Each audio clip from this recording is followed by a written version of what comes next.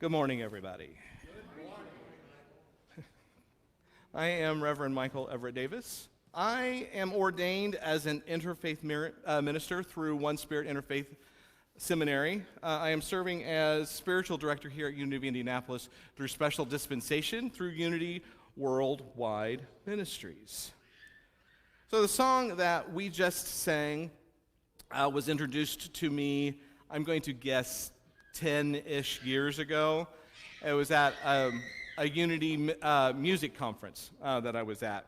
And it was written by a woman named Diane Pierce at one of the Unities in Texas. And the song was inspired to Diane by a quote from Marianne Williamson in her book, Return to Love. And so that inspired this song for Diane. And in her book, Return to Love, Marianne Williamson wrote, "Our deepest fear is not that we are inadequate. Our deepest fear is that we are powerful beyond measure. It is our light, not our darkness, that most frightens us. We ask ourselves, who am I to be brilliant, gorgeous, talented, fabulous? Actually, who are you not to be? You are a child of God. Your playing small does not serve the world.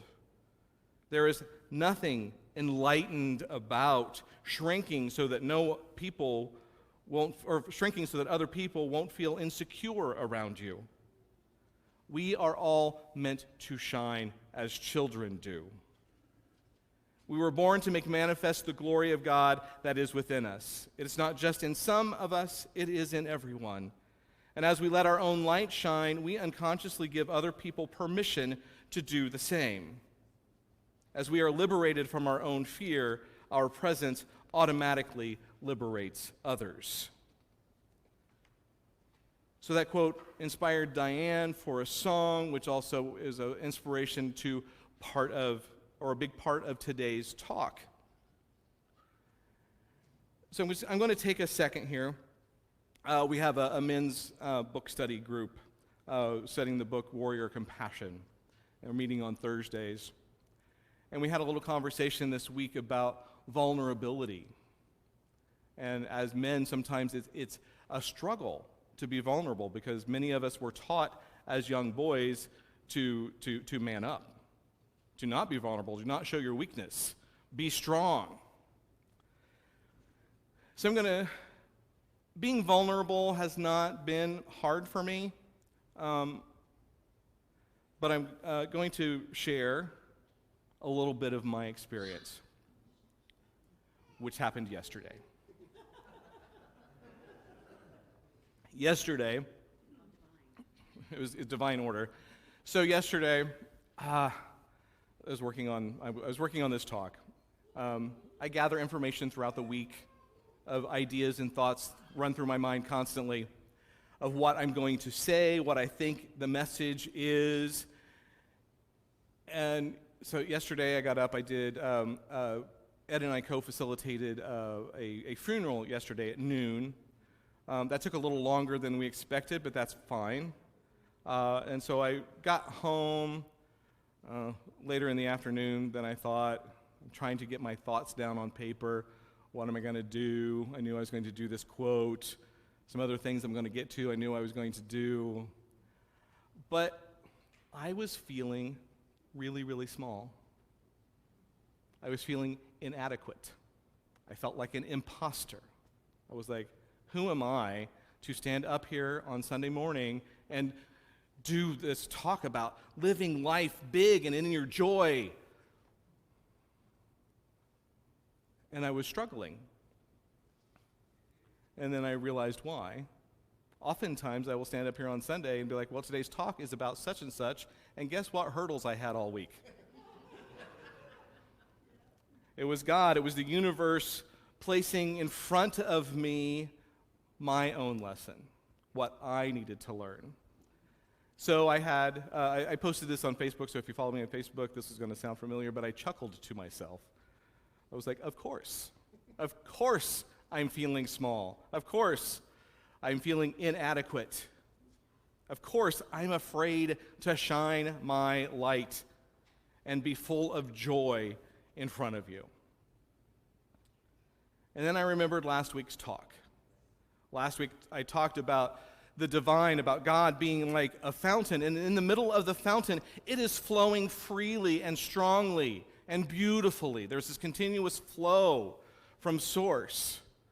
And as you move outside to the outside edges, that's where the scum collects. So I was sitting around yesterday afternoon being scum. I was just being pond scum. I was not being enlightened at all. I had the energy, or I had the vibration level of a, I don't know what has the lowest vibration level, just of a nothing. An amoeba. But an amoeba is still whole. And then I realized I just need to move to the center where source is. And I was able to let go of me being pond scum and embrace the divinity that is in there and the energy that is flowing through me and as me. And I was able to sit down and put the notes that I needed, at least at last night, the notes that I needed for today's talk. What I need to say is going to come out no matter what I wrote down. But I typed in my post last night, "Preacher, listen to what you preach. Heal yourself." Which then brought me to,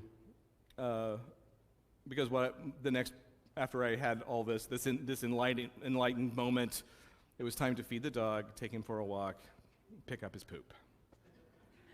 Which reminded me of a Zen proverb: before enlightenment, chop wood, carry water. After enlightenment, chop wood, carry water, pick up dog poop. So, this quote from Marianne, "Your playing small does not serve the world.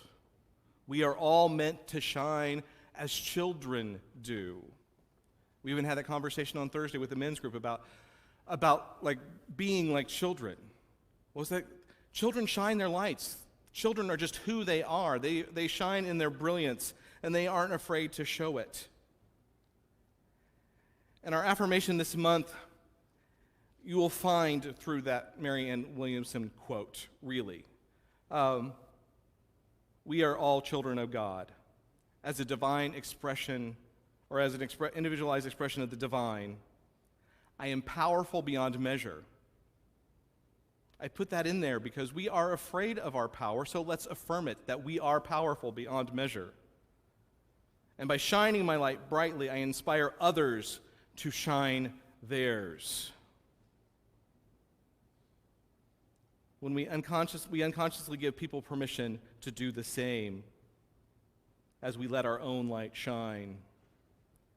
And when we do this together, we can, in fact, change the world. So, shining your light, living big, living life big and full of joy is wonderful. But isn't that showing off? Right? Isn't that being boastful, being arrogant? Hey, look at me. Look at these great things I'm doing. I am fantastic. Right? That's not what I'm talking about. That is not what I'm talking about. I'm not talking about doing great things and announcing it to the world. That's being a human doing. Okay? I often say we are spiritual beings. We are having a spiritual experience. And when we forget that and we keep doing and doing and doing and doing and doing, we're being human doings instead of being spiritual beings. So when we are being what we are called to be, not doing what we think we should do, but being what we are called to be, we are in fact celebrating and honoring the divine, the glory of God. Now, last week I stood up here and I said, I don't like to take one Bible verse, pull it out, and just leave it as it is. I like to see what's before it and after it and do all that stuff. Today I have one Bible verse, pulling it out. Not going to talk about what comes before it and what comes after it. It's Romans 3:23. If you have ever been to a traditional Christian church, you have heard this verse. For all have sinned and come short of the glory of God. For all have sinned and come short of the glory of God. How dare you? How dare you sin?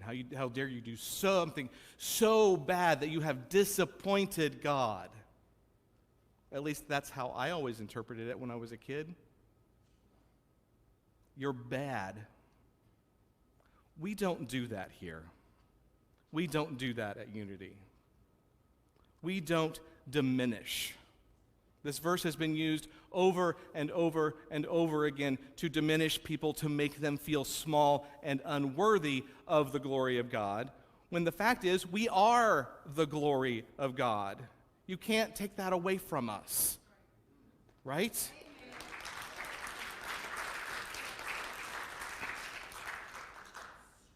So let's look at the word sin metaphysically. Those of you who have been in Unity for a long time know exactly what I'm going to say. For new people, you're going to hear this for the first time. And I'm happy to be the one to tell you. Sin is an archery term that means missed the mark. That's really what it is. Missed the mark. In the Revealing Word, which is definitions of a lot of things written by Charles Fillmore, co-founder of Unity, sin is missing the mark. That is falling short of divine perfection. Sin is man's failure to express the attributes of being, life, love, intelligence, wisdom, and the other God qualities. It's when we're not expressing the divine. I say every Sunday in a prayer, I think I still say it, maybe not, at least I used to. We are here to express and to experience the Christ presence. And that lies within you. That lies within each of us. So sin is really, it's that illusion that we are separate from the divine. We're not separate. We are created in the image of the divine, which is all good. And because we are created in the image of the divine, we have that spark of divinity in each of us. That's Unity Principles number 1 and 2. God is all there is, and it is good. We were created in the image of that. We are also good. We have that spark of divinity inside us. So when we forget that we have that spark of divinity, we've sinned. We have not disappointed God, and we're not going to be punished and sent to a fiery after death. Ed can tell you all about hell. He has before. It's a passion. He is prepared at any moment to give you a 45-minute lecture. We're not going to some fiery, burning afterlife because we fell short, because we forgot who we are, the truth of who we are, and that we are, divine. Falling short is forgetting or neglecting your true divine nature. Not being what you're called to be. I've thought about this Bible verse for a long time. I've never talked about it here before, and I was excited when that came up. That in preparing for this, it's like, this is the day. This is the day I get to talk about that. Because when we, I think, being God's glory is doing or being what we are meant to be, which is to be love, to be peace, to be truth, to be strength to be compassionate. It's all of those things that we are being. It's not the things that we do. It's the things that we are, the things that we be. So I'm going to sing a song. Surprise. It's written by Faith Rivera, and it's called Called to Be. That's the title of today's talk.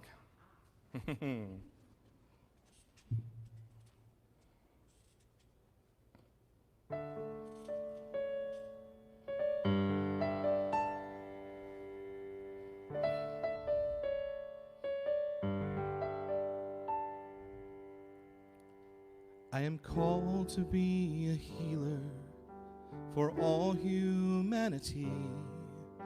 I'm called to be a dreamer, believe in what can be.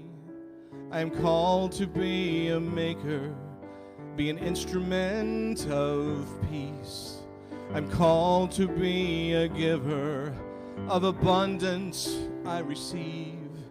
I'm called to be a prayer, living out the truth I seek.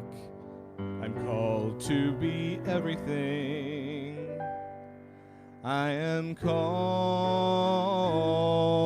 to be the glory here on earth so all might see all the love and all the beauty that shines in you and me. I am the living, breathing God, and you are one in me. We're called to be.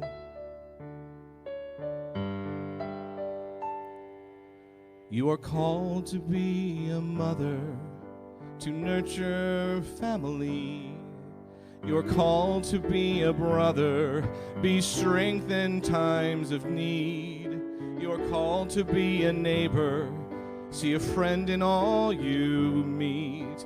You're called to be a leader, to build community. You are called to be a prayer, living out the truth you seek. You're called to be everything. You are called to be the glory here on earth so all might see all the love and all the beauty that shines in you and me. You are the living, breathing God, and you are one in me. We're called to be. We are called to be the kindness, set the broken-hearted free. We are called to be forgiveness, with pain has run too deep. We are called to be compassion, be the wind beneath each wing. We are called to make communion, only then can we succeed. We are called to be a prayer, living out the truth you see. We are called to be everything. We are called to be the glory here on earth so all might see all the love and all the beauty that shines in you and me. We are the living, breathing God, and you are one in me. We're called to be peace, called to be joy, called to be love, called to be free, called to be peace, called to be joy, called to be free, called to be peace, called to be joy, called to be love, called to be. Oh, we're called to be, yeah. Oh, we're called to be.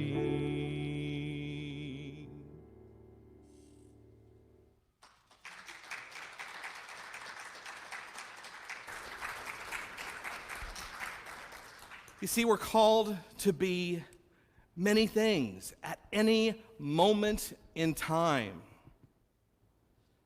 We're not called to be one thing. We're called to be everything. Whatever is needed in that moment, we are called to be that. Each and every one of us.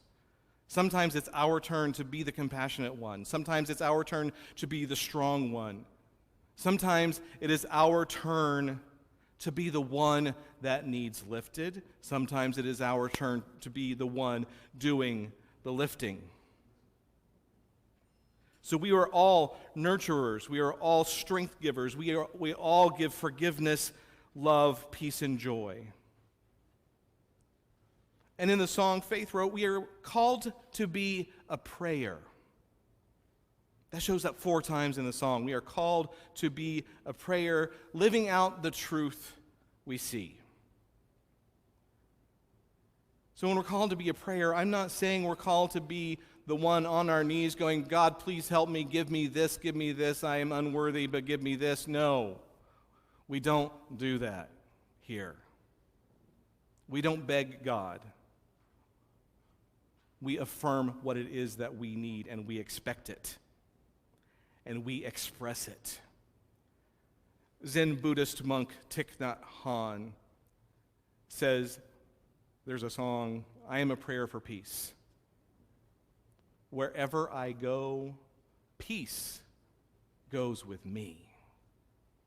We're all prayers of peace. Wherever we go, peace is with us. We are all prayers of love. Wherever we go, love is with us. We are all prayers of strength, or we are a prayer of strength, and wherever we go, we are strength.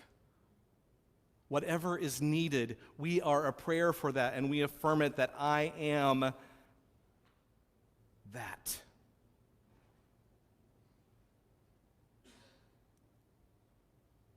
So we know all have sinned and come short of the glory of God.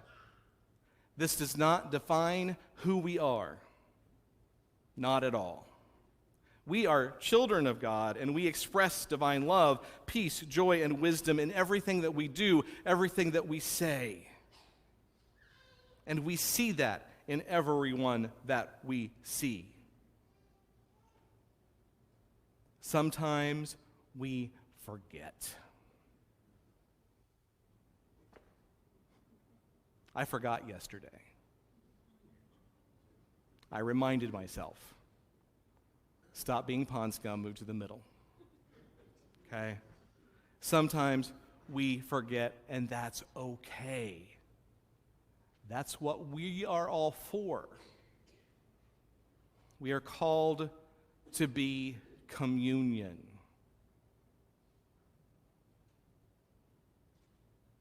Whether it's 2 people, we're in communion.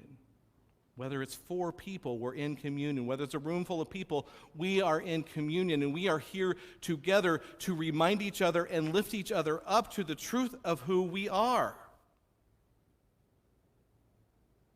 To help each other live big and live in joy and be who they are called to be. And we do that through 5 simple principles. God is, I am, I think, I pray, I live. God is, we are. We think, we pray, we live. When we all live in big joy in what we are called to be, and we do that in community, together, we can change the world. And so it is.